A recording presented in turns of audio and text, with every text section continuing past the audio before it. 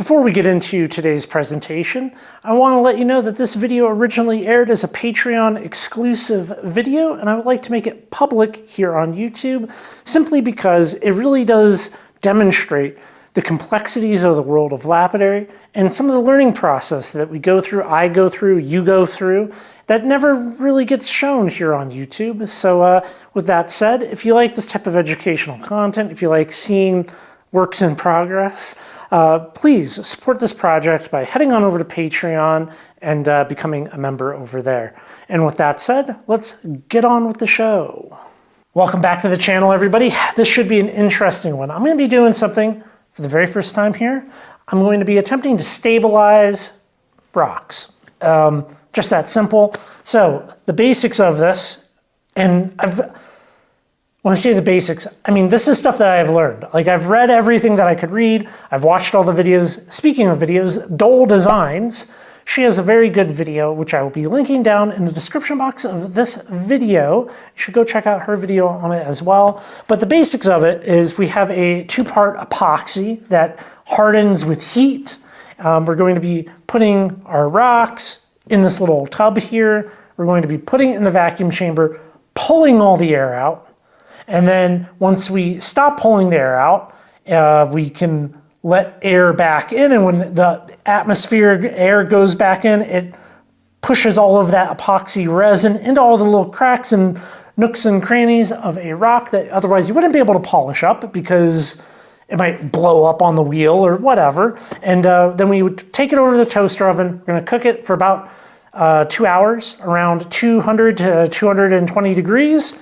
And then hopefully we should have a rock that is now more solid and can take a better polish than it could have otherwise. So that's kind of the basics of it. I've had this for a while. This was generously donated to me, but I haven't used it because I didn't have access to material that I thought justified the expense of buying a jug of cactus juice in a dedicated toaster oven and all this other stuff that is required to do this and do it really well. So there's also not a ton of good information on the internet, so I might be doing something wrong. It's kind of hard to sort through the giant mess, which is terrible advice on Facebook and some other places where people want to tell you you're doing it wrong, but they don't want to prove that their advice or whatever is good and functions. So yeah. Okay, let's look at what we're going to do our test on. Right here I have a piece of Bacon Opal, Wildfire Opal, I can't even remember. It comes from the claim out in Milford that we went to. It goes by a lot of different names.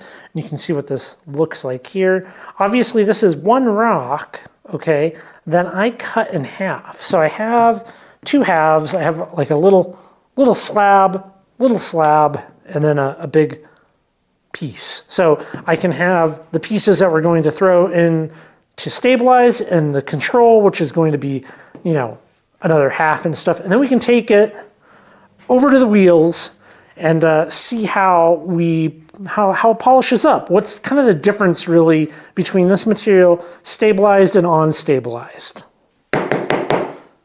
This stuff is interesting in that we have our activator, okay? I guess it's kind of like a thick little paste here. And we're gonna get this guy open, and yeah, that's really thick. We're gonna get this guy open, and then we fill it like 3/4 of the way with the cactus juice. We shake it up to get all of this like creamy paste stuff out, and then introduce it into here, and then we shake it all up, and we should be good to go. And the material that we don't use here, we get to save. So we're going to, you could fill this big thing like halfway with rock and stuff. I mean, I do have big pieces of this material, and before I start doing big pieces, let's do a little piece. We're gonna be using a little guy so that I don't have this whole thing kind of full or whatever. But anyways, after we're done with the vacuuming, we can recycle this and save it. So pretty interesting. I've not seen anything like this before. It's just not, I just don't have any experience with that. I've used a lot of different epoxies and resins and stuff like that, but nothing nothing really like this. So how much of it am I going to spill?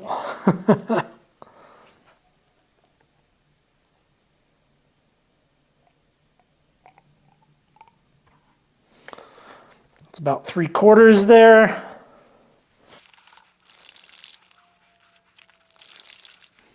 And I guess we just dump it on in here.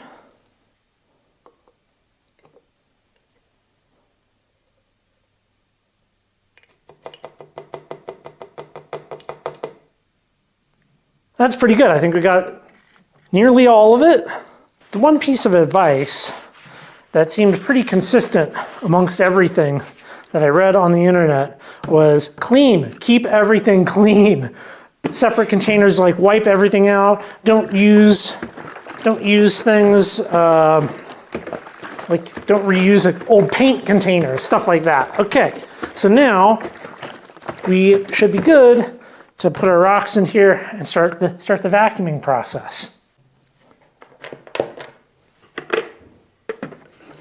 So I think we want to go an inch over, and it feels weird to be doing this with such pricey stuff, but why did I spill?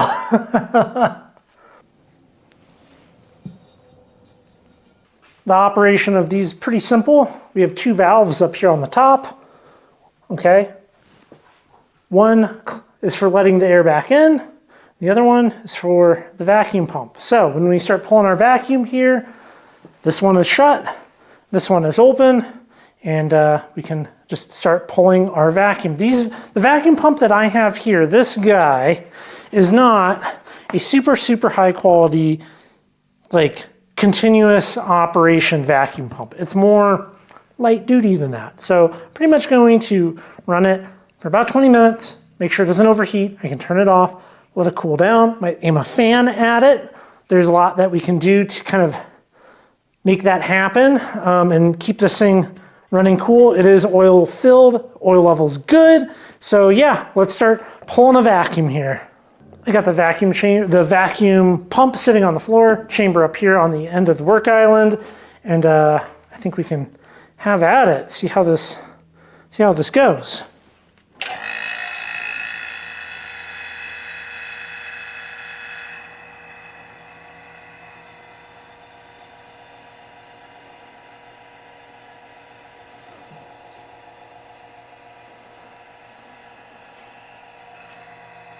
Felt like it was a little leak right here, and I just kind of like pushed down on the top and it started pulling.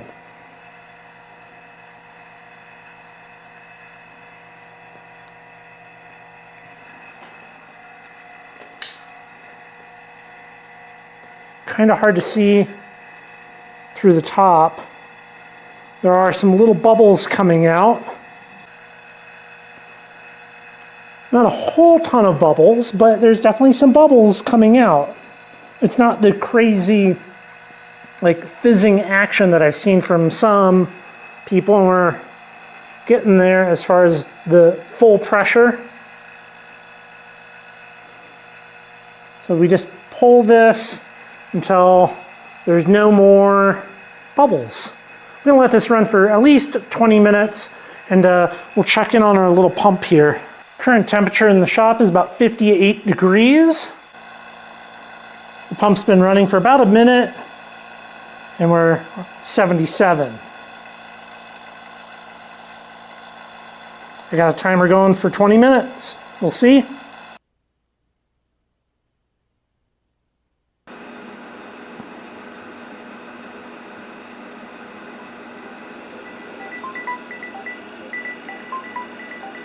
So there's 20 minutes, and I do have the fan set up on it because why not? Why not? And we are, where's our hottest point? 103? 103 is the hottest that we got. Obviously it's cooler on the other side. I think that's well within an acceptable range, so I'm not gonna turn it off and let it wait. I'm just gonna keep letting it run until it's kind of, I don't know, maybe 115 is too much for a pump like this. I'm not exactly sure. I've been at it for about an hour and a half now, running it for about 25 minutes, turning it off for 5. Let it cool down. Little bubbles still coming out when it's off. Not bad. I wonder how long this is going to take until we don't get any more. So it's been about 2.5 hours of running this thing, and we're pretty much good. There's only ultra tiny bubbles coming out, like so hard to even see, but they're just the most minuscule number of bubbles. Then this side's closed. I slowly crack this guy, let the air back in. I guess sometimes it can foam up. There we go. Stinky. Kind of just smells like glue, I guess. So this is what we got. Some people will say you should leave it overnight. Some people say it doesn't matter. I'm not exactly sure what to believe with that. In theory, it shouldn't matter a whole lot, right? I mean, it's either going to be resin has now been sucked into all the cracks. It's not really going to get pulled in more. Might give it like an hour and then we'll start baking. The instructions you get are for doing wooden blanks for like, I don't know, making pens and wood carving and stuff. But they say hotter will not hurt the juice. And what else? Basically that. That's the important part, is that we're gonna shoot for 200, 220, around there, and be good. Do it for 2 hours, and yeah, that's what we're doing. See how much of a mess I'll make here. I guess I should get stuff ready to get my resin back in the jar. All new clean stuff here.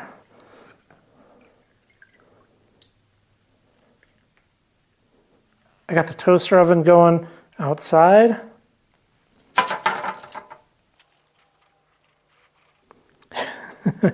Get it all as much off as I can. Ugh. They sure do look good.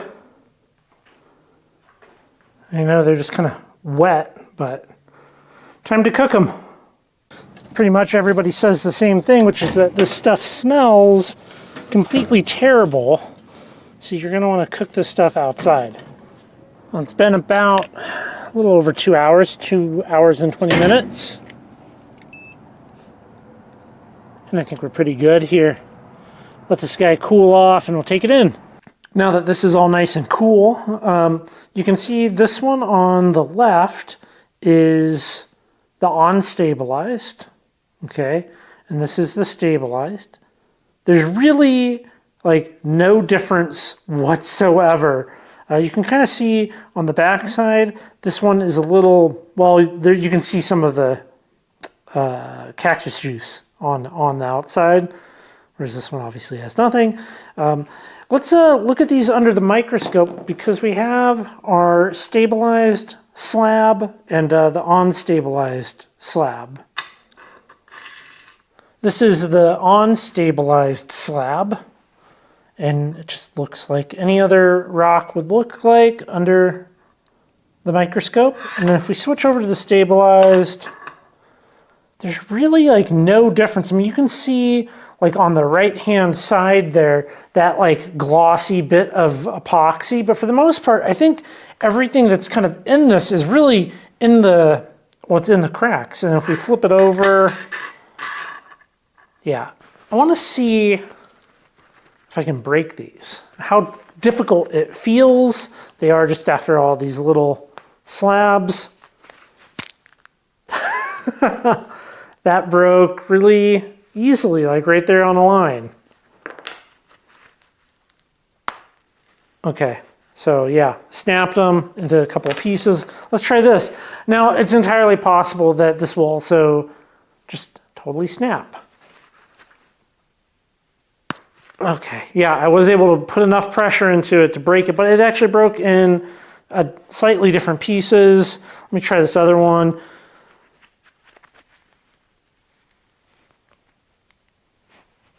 that doesn't want to break. So it does feel more stable. Now, you can snap most slabs, right? Like just because something breaks as a slab, you put enough torque into it and it'll snap. I think, I'm curious. I want to see, okay, it'd be one thing to test this with a high-speed sander. I'm curious how the resin holds up to kind of putting that heat into it.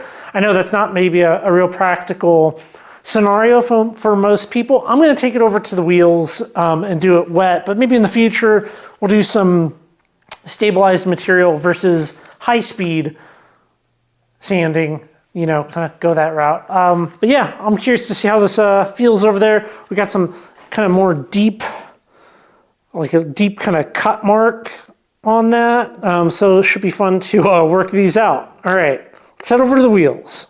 I did just take these up to an 80 grit. There's not a whole lot to see here with that. However, so this is the stabilized. The unstabilized already had a piece break off of it. Just kind of using the 2 expandable drums on the arbor, already chipped out. So that's kind of an interesting point. They should be pretty equal. Yeah, I'm just gonna move on up. This one did have a weird smell. The first time I took it to the wheel, I was like, huh, okay. It had like a very, I guess, chemically smell to it, which I'm not used to getting out of a rock when I polish it. So these are good at the 80, 220.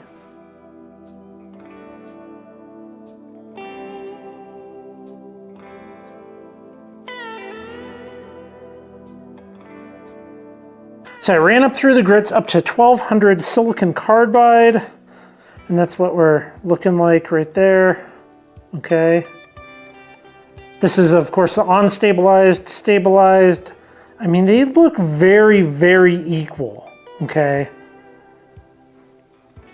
Very equal. So I have my homemade 3000 diamond wheel and my homemade 14,000 diamond wheel right there. I'm gonna work on these and we'll check them out.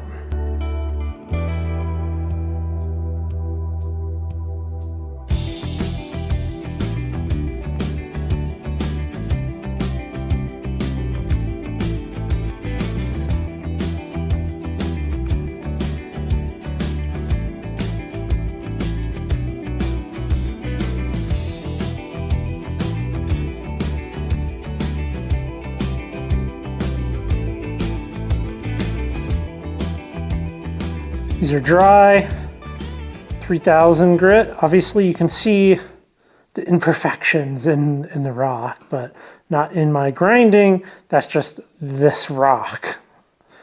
But 3000, not bad. One left to go and we'll check it out.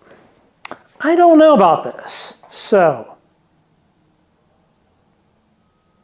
Right, okay, 14,000 grit. This material has flaws, obviously. And as you grind down, there's more, right? Like you're not gonna grind that out right there. And so this is a stabilized one. And then the unstabilized one, same, right? Where we got flaws that you're just never gonna grind out. Left is stabilized.